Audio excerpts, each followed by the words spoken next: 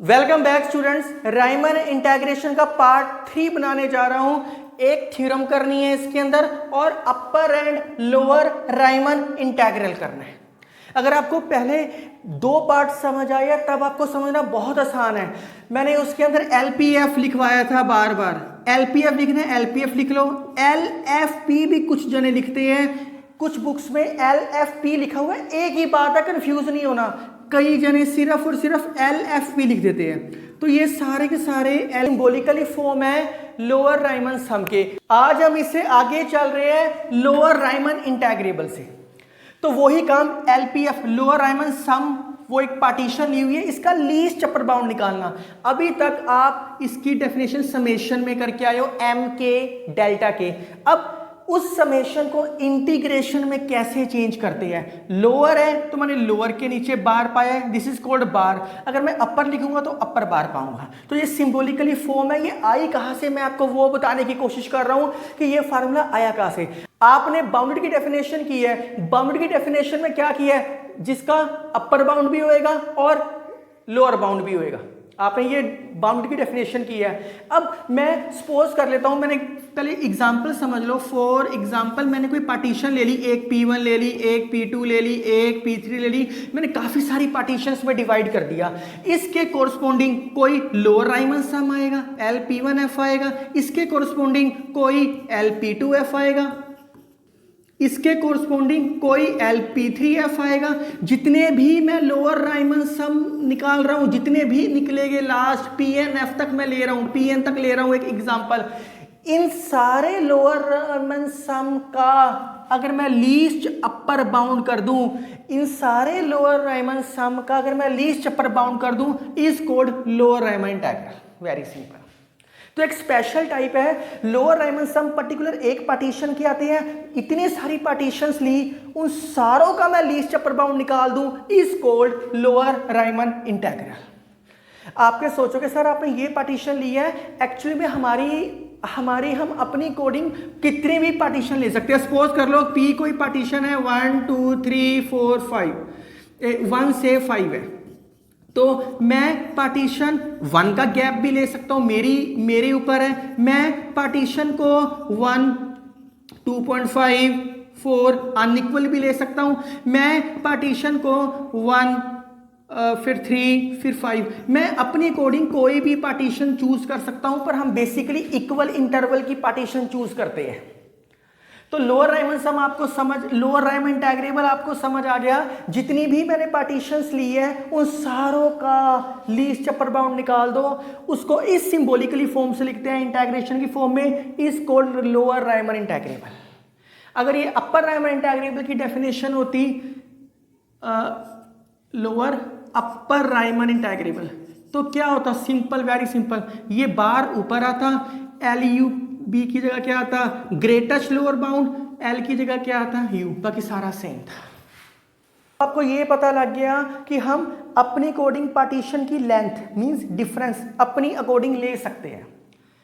अब एक्चुअली मैं ना इससे एक डेरिवेशन करवा रहा हूं, जिसने नहीं करनी वो वीडियो स्किप कर सकता है, जिसने समझनी है वो प्रॉपर समझ सकता है डेरिवेशन में क्या करवाने की कोशिश कर रहा हूं। इसके अंदर एक छोटी सी डेरिवेशन करवा देता हूं ताकि फिर जब मैं क्वेश्चंस करवाऊं तो आपको इजी हो जाए।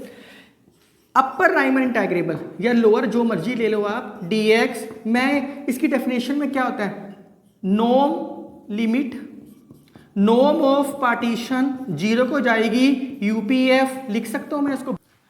क्यों? क्योंकि ये क्या है, UPF ग्रेटेस्ट लोअर बाउंड का मतलब है norm of partition, norm of partition 0। अगर नॉर्म ऑफ पार्टीशन है तो मैं इसको n goes to infinity UPF लिख सकता हूं। आपके माइंड में आएगा sir n goes to infinity क्यों लिख दिया। When equal length is given, अगर उनके बीच का डिफरेंस डेल्टा के सेम है, equal length is given, then norm of partition अगर 0 को जा रही है एंड देन n इन्फिनिटी को जाएगा। अब आपने सोचना कि सर ये n इन्फिनिटी को कैसे गया, मैं इसका बता देता हूं, प्रूफ बता रहा हूं, जिसने नहीं करना ना करना। ये n इन्फिनिटी को क्यों जा रहा है, तो आप देखो, मैंने फॉर एग्जांपल से आपको करवा रहा हूं। मैंने एक पार्टीशन ली x0, x1, x2 up to सोन xn।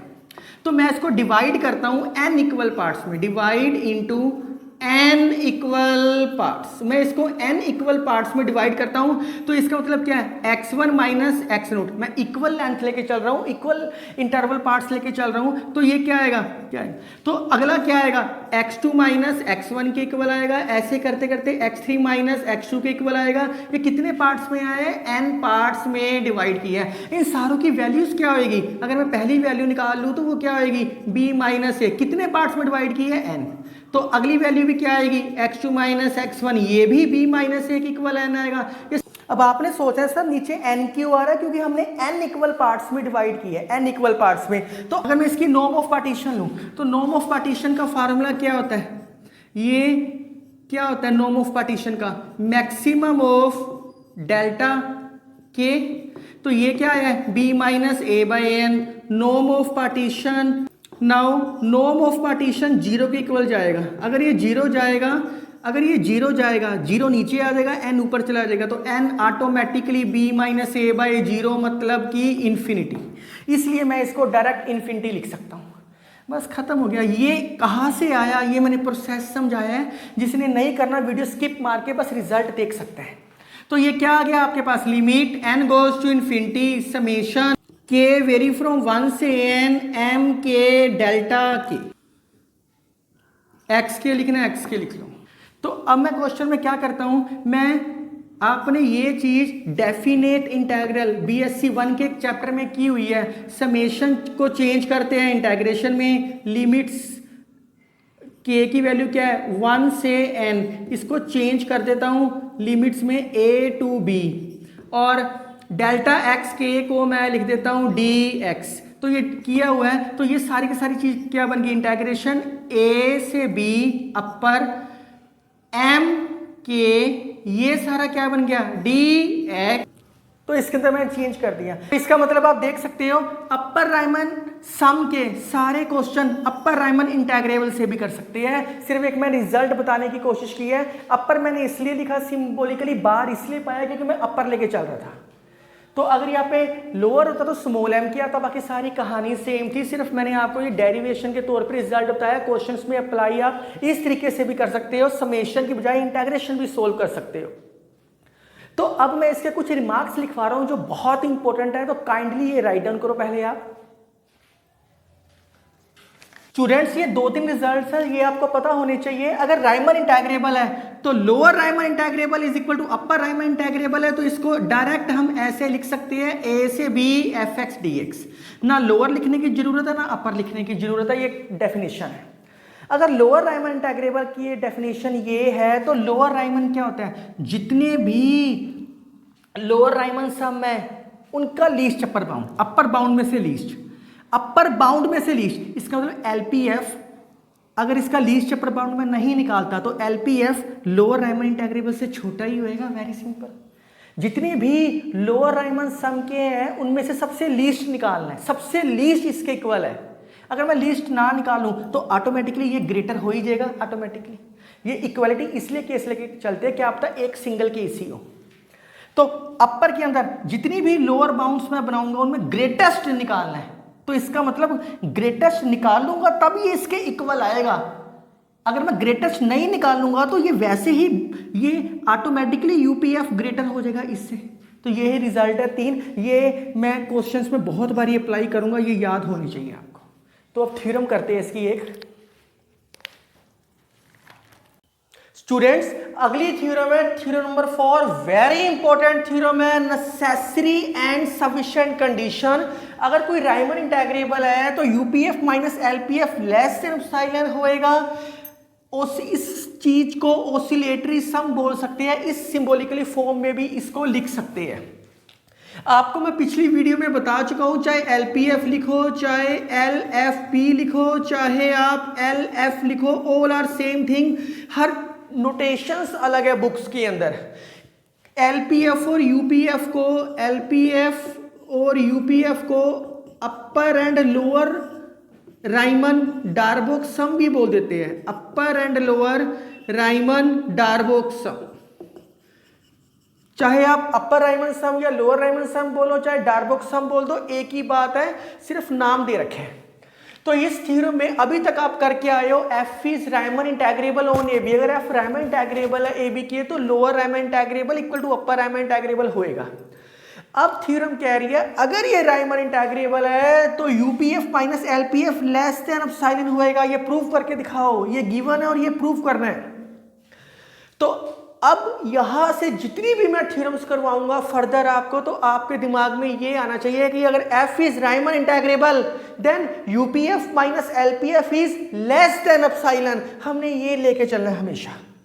तो क्वेश्चन में उसने लोअर रायमन इंटेग्रेबल अपर रायमन इक्वल किया है, हम लोअर रायमन से शुरू करते हैं, जो चीज गिवन है वो लेके चलते हैं, इसकी डेफिनेशन लगा देते हैं। इसकी डेफिनेशन क्या होगा, least upper bound of LPF P is the partition on AB, P is the partition on AB, इसकी पार्टीशन ले ली। मैं आपको ये बता चुका हूं रिमार्क के अंदर LPF, ये क्योंकि इसका लीस्ट इक्वल है, लेकिन LPF तो अपने लोअर रायमन इंटेग्रेबल से छोटा होएगा ही होएगा, बिल्कुल छोटा होएगा। अब बहुत ध्यान से देखो, अगर मैं इसके अंदर कोई चीज़ माइनस कर दूं या आप ऐसे समझ लो इसके अंदर कोई चीज़ प्लस कर दूं तो ऑटोमेटिकली ये चीज़ इससे ग्रेटर हो जाएगी। बहुत ध्यान से, इसके अंदर कोई चीज़ मैंने प्लस कर दी, कुछ भी प्लस कर दिया, अब साइलेंट लेके चलते हैं थ्योरम्स के अंदर, क्योंकि अब silent is a very small quantity. अगर मैं प्लस करूंगा तो ये ग्रेटर में बदल जाएगा, इक्वालिटी भी खत्म हो जाएगी लोअर रायमन इंटेग्रेबल की। अब मैं कोई चीज़ प्लस करूंगा, इसका मतलब पार्टीशन चेंज हो रही है, पार्टीशन चेंज हो रही है मीन्स नई पार्टीशन लेके चलनी पड़ेगी। P1 लोगे where P1 is the partition on AB, where P1 is the partition on AB। अब क्वेश्चन में कहते हैं, अब क्वेश्चन में आपको बोल रहा है सिर्फ सिंपल, अब देखो आप by one lower Riemann integrable is equal to upper Riemann integrable equal to simple लिख सकते हैं। तो क्या मैं यहाँ लोअर का सिंपल मैं इसी में लिख सकता हूँ, ये कैंसिल आउट करके इस चीज़ को इसके इक्वल लिख सकता हूँ बाय वन। साथ में ये भी मैंने एक ही में लिख दिया और टेक एट नंबर 2, इस चीज को नंबर 2 दे दिया। लोअर रायमन इंटेग्रेबल को खत्म करके मैंने डायरेक्ट लिख दिया।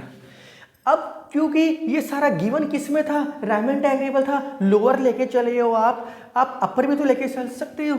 आप अगेन लिख लो, अगेन आपको ये चीज पता है, upper Riemann integrable greatest lower bound of UPF P is the partition on AB। आप डायरेक्ट लिख सकते हो, अब बार बार लिखने की जरूरत भी नहीं है मुझे। तो ये मैं आपको करवा चुका हूँ रिमार्क में भी, अपर रायमन इंटेग्रेबल लेस होता है यूपीएफ से, अपर रायमन इंटेग्रेबल लेस होता है यूपीएफ में। अगर इसके अंदर मैं कोई चीज़ प्लस कर दूं, जैसे इसके अंदर ये प्लस किया तो सिंबल चेंज किया था, इस चीज़ के अंदर मैं कोई चीज़ प्लस कर दूं fx dx, कोई चीज प्लस की, अब साले नहीं प्लस करते हैं थ्योरम्स में, तो ऑटोमेटिकली लेस की जगह ये क्या हो जाएगा, ग्रेटर हो जाएगा। अब कोई चीज या इसके अंदर कोई चीज माइनस करके उसको मैं यहां लेके आ गया, अब कुछ भी करो तो ये पार्टीशन तो चेंज होएगी ना। आप लिखोगे where P2 is the partition on AB, where P2 is the partition on AB। इसको नंबर 2 दिया था, इस चीज को नंबर 3 दे दो, और वही चीज अपर किसके इक्वल है, सिंपल लिख सकते हैं। तो ये सिंबॉलिकली फॉर्म कैंसल आउट करके यहाँ लिख दो बाय 1 यूजिंग 1, बाय 1 लिखना बाय 1 लिख दो, यूजिंग 1 लिखना यूजिंग 1 लिख दो। अब आपको ये पता है मैंने अब तक कुछ भी नहीं किया, लोअर रायमन इंटेग्रेबल की डेफिनेशन लगाई, अपर रायमन इंटेग्रेबल की डेफिनेशन लगाई।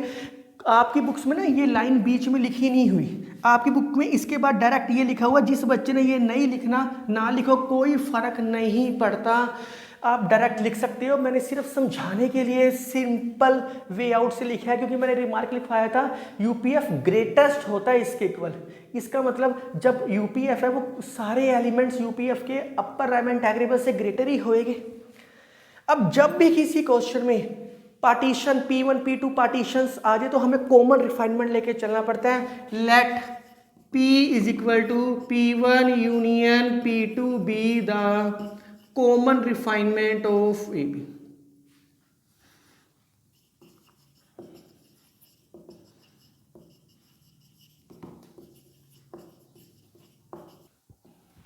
हमें पता है, और LP1F ये लेस होएगा LPF से, मतलब LPF अपनी जो रिफाइनमेंट है वो बड़ी होती है पार्टीशन से। तो ये आप रिफाइनमेंट थ्योरम करके आए हो कि UPF में रिफाइनमेंट छोटी होती है और LPF में रिफाइनमेंट बड़ी होती है, करके आए हो। खत्म होगी थ्योरम बस। बाय 2, 3 and 4 कंबाइनिंग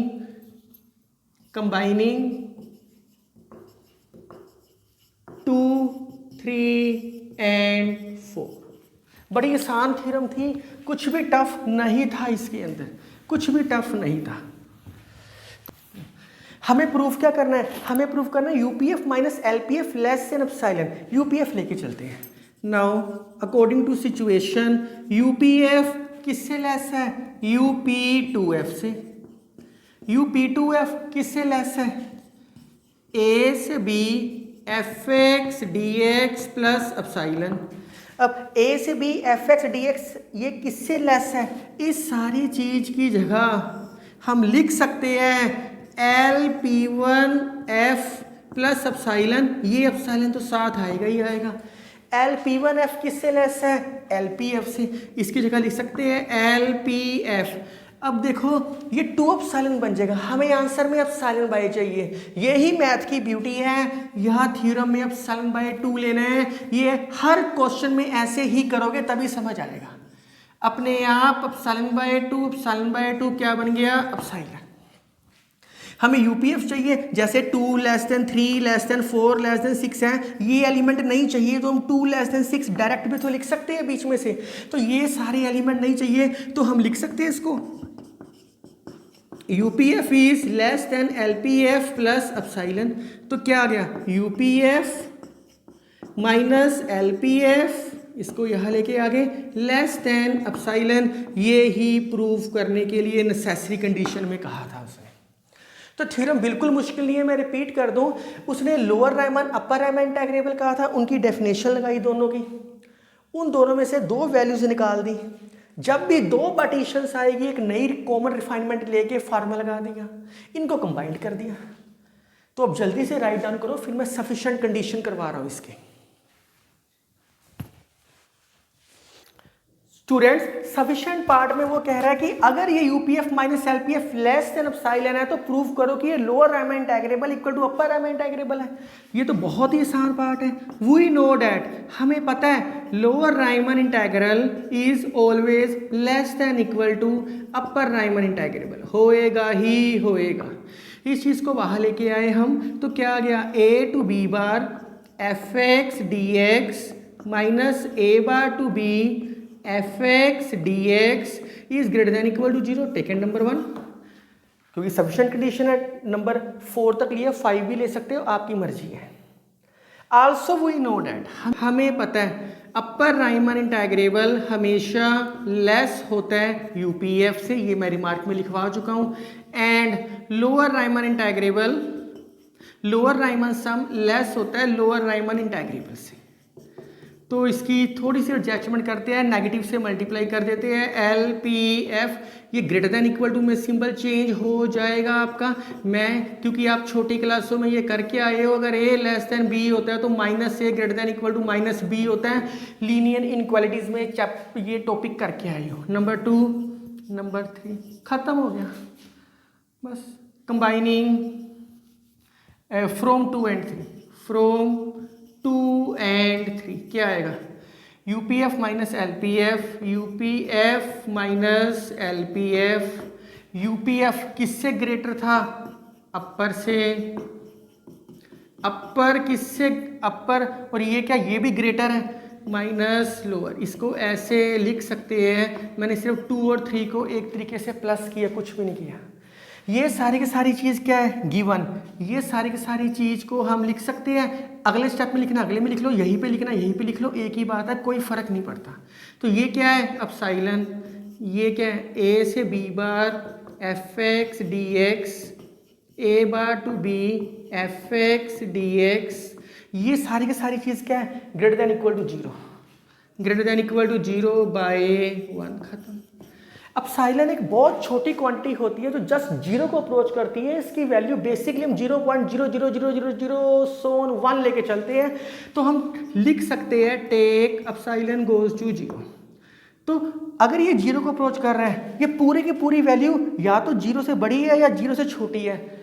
ऐसा पॉसिबल कब हो सकता है? जब ये इक्वालिटी होल्ड करे, तभी पॉसिबल है सिर्फ। तो मैं लिख सकता हूं a टू b बार, क्योंकि इसकी वैल्यू जीरो के बीच में ही है सारी, तो ये जीरो के बीच का मतलब है जीरो के इक्वल ही है इसकी वैल्यू, जीरो के इक्वल ही वैल्यू है। इस चीज को वहां लेके गए और ये ही प्रूव करना था। Lower Riemann integrable equal to upper Riemann integrable, कोई टफ थ्योरम नहीं थी। अब जब भी मैं किसी क्वेश्चन के अंदर रायमन इंटेग्रेबल की बात करूंगा, मतलब UPF minus LPF less than epsilon मैंने प्रूव करना है हर क्वेश्चन के अंदर। तो इस वीडियो में एक ही थ्योरम आपको मैंने करवाई है, आप इसको राइट डाउन करो। Thank you, take care.